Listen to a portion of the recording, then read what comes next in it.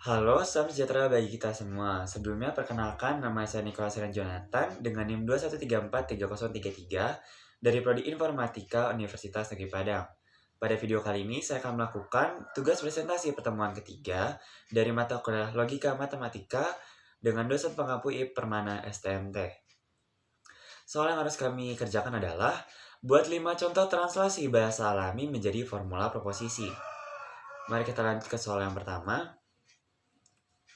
Saya ada bahasa alami, jika hari sedang hujan, maka saya akan meringkuk di dalam selimut dan memikirkan masa depan.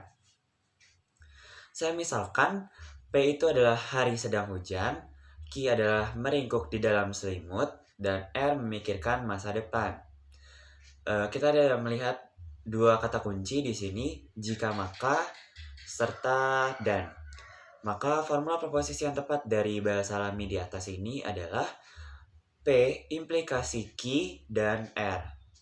Kita lanjut ke contoh yang kedua. Saya ada bahasa alami. Jika saya gugur dan tidak ada orang yang dapat dipercaya, maka gantikan saya atau terimalah kekalahan. Saya misalkan P itu gugur, Q itu orang yang dapat dipercaya, R itu gantikan saya, dan S terimalah kekalahan. Setelah itu kita ada melihat kata kunci negasi di sini yaitu dengan kata tidak, sehingga tidak ada orang yang dapat dipercaya menjadi negasi Q. Dan formula proposisi yang tepat dari bahasa alami di atas adalah P dan negasi Q implikasi R atau S. Implikasi karena ada kata kunci jika maka, selanjutnya ada kata kunci dan kata kunci atau.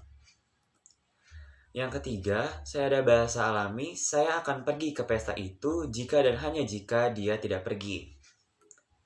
Saya misalkan P pergi ke pesta itu dan Q dia pergi.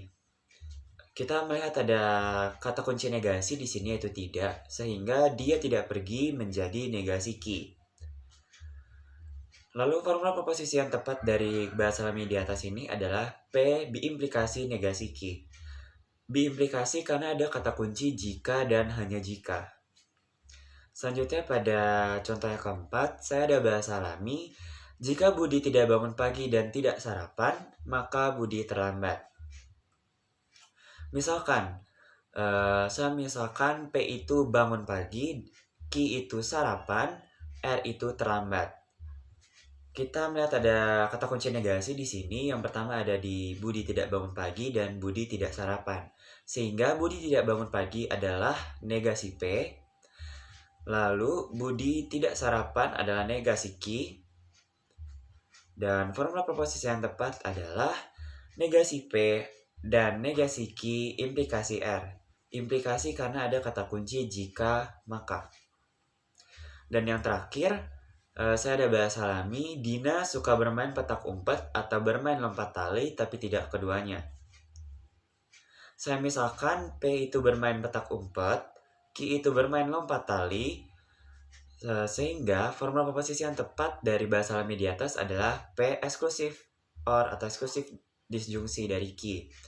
Kenapa eksklusif OR? Karena ada kata kunci atau tapi tidak keduanya.